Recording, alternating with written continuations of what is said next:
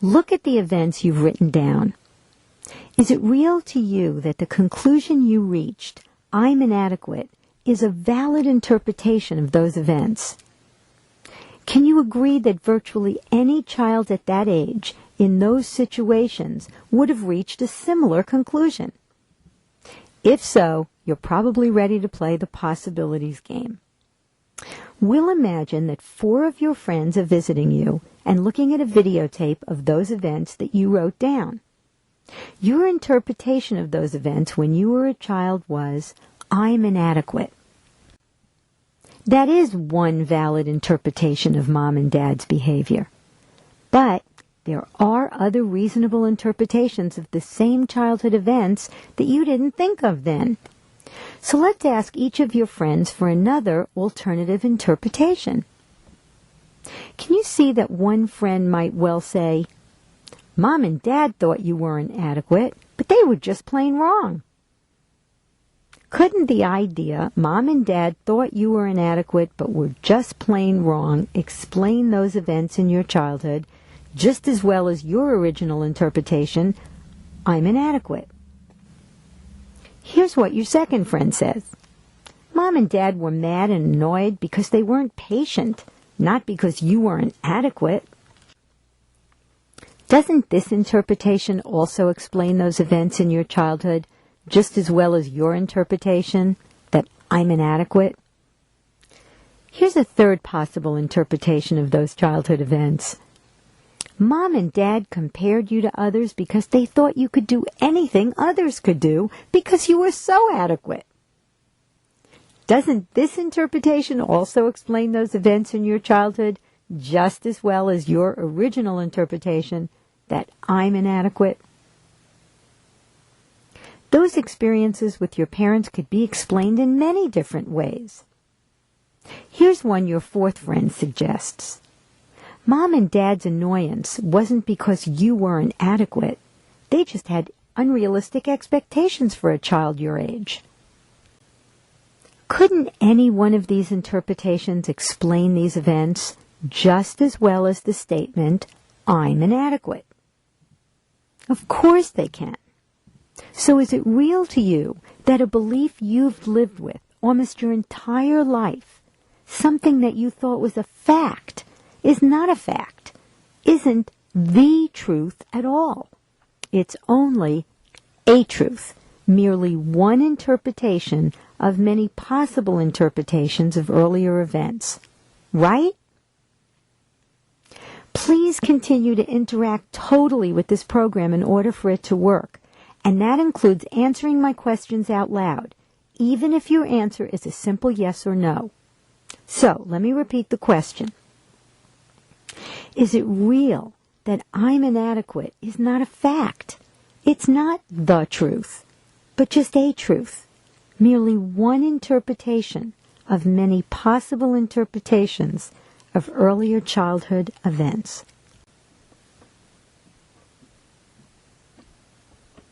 I bet it is now. With a little help from me and your friends, you can see that those times when you either didn't do the things they wanted the way they wanted, or they did too much for you, or compared you to others, could have at least 4 different reasonable interpretations or meanings. Do you remember what you wrote down a few minutes ago as the source of your belief, I'm inadequate? Look at the text below on your screen. Right now, imagine seeing what you saw then and hearing what you heard then. Now take a few moments and really imagine the events of your childhood that led you to conclude, I'm inadequate. Didn't it seem, when you were a child, as if you could actually see I'm inadequate in those earlier events with your parents? It did, didn't it? You may have the sense that you didn't see the belief. You felt it. Once you formed the belief I'm inadequate, you probably did feel it too. I'll get back to the feeling in a minute. But what I'd like you to focus on now is not the feeling, but on my question. Didn't it seem as if you saw I'm inadequate? As if you could point to it As if you could have said to me, I can see evidence that I'm inadequate. I didn't hear you. Did you say yes?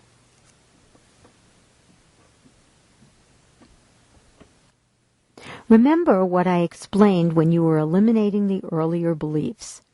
What happened was that you looked at events that could have had many different meanings and chose one, which in this case was, I'm inadequate.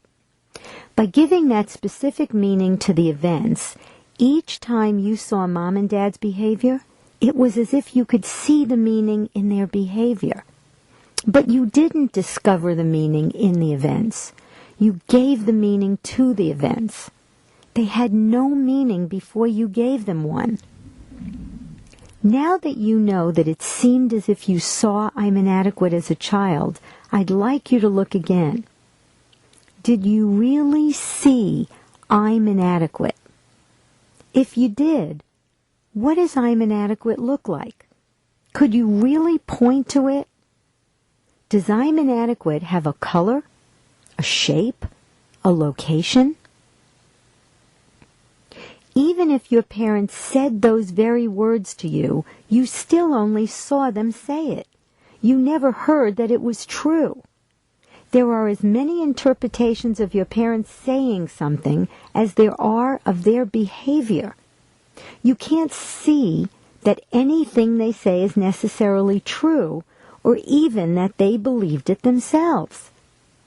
Is it real to you now that you saw events but never really did see I'm inadequate? If anything you can really see can be described, and if you can't describe what I'm inadequate looks like, is it clear now that you never really saw it? Since you never really saw I'm inadequate, what did you actually see? Is it clear now all you really saw was the reaction of one or both of your parents when you did something they weren't happy about, or you saw them doing lots of things for you and not allowing you to do them? In other words, all you really saw was a series of events. You see, what happened was that you looked at a series of events that can be interpreted in many different ways. You gave the events one meaning, which is, I'm inadequate.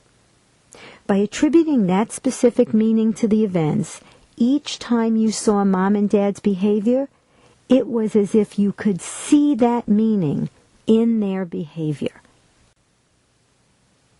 But you didn't discover the meaning in the events, you attributed the meaning to the events. They had no meaning before you gave them one. Is it real now that the events had no meaning until you attributed one to them? Here's another way to understand that events have no inherent meaning. When I say that, I'm saying you don't know anything for sure about you, about other people, about life as a result of these experiences. What do I know for sure about you from knowing about how your parents treated you when you were a child? Is it clear that I wouldn't know anything? And if I don't know anything, you don't either. All you know for sure is what actually happened. Your mom and dad sounded annoyed or angry and perhaps punished you when you didn't do what they wanted you to do when they wanted you to do it. And finally, if you never saw I'm inadequate out there in the world, where has it been all these years? Did I hear you say that I'm inadequate has only ever existed in your mind? That you never did see it out in the world? That's right. If the belief is more real to you as a feeling than as a concept, here's another way to look at it. Didn't it seem as if your parents' behavior and comments when you were a child made you feel like you were inadequate? It did, didn't it? Earlier, you realized that the events have no meaning. Is it possible for events that have no meaning to make you feel I'm inadequate, or anything else for that matter? Of course not. So if mom and dad's behavior couldn't have made you feel I'm inadequate, what did make you feel that? By now I think you know the answer to that question. Please answer out loud. That's right. You felt I'm inadequate only because that's the meaning you had already given to your parents' behavior. Let me help you make this real. Imagine that I had been there when you were a little child and had shown you the interpretations we talked about a few minutes ago for your parents' behavior. And after that conversation, you concluded, my parents are having unreasonable expectations of me. Their annoyance has nothing to do with whether I'm adequate or not. Here's what I'd like you to do now. Take a moment and really imagine being a child and mom and dad get annoyed at you again for something you did or didn't do. Or imagine them not allowing you to try new things on your own. As you imagine the events, apply this different interpretation to their behavior. Notice how it feels to be a child who's thinking, my parents have expectations of me that are too high for a child of my age to reach. That's why they get annoyed, not because I'm inadequate. If your belief was based on the fact that your parents would do things for you, imagine that you had decided their behavior means they thought I couldn't do these things, but that doesn't mean they were right. Not because I'm inadequate. You can use the pause button below to pause the video while you make this childhood scenario more real for yourself. When you're done imagining, press the play button. As you imagine the scene, does it still feel like your parents' words and actions are making you feel, I'm inadequate?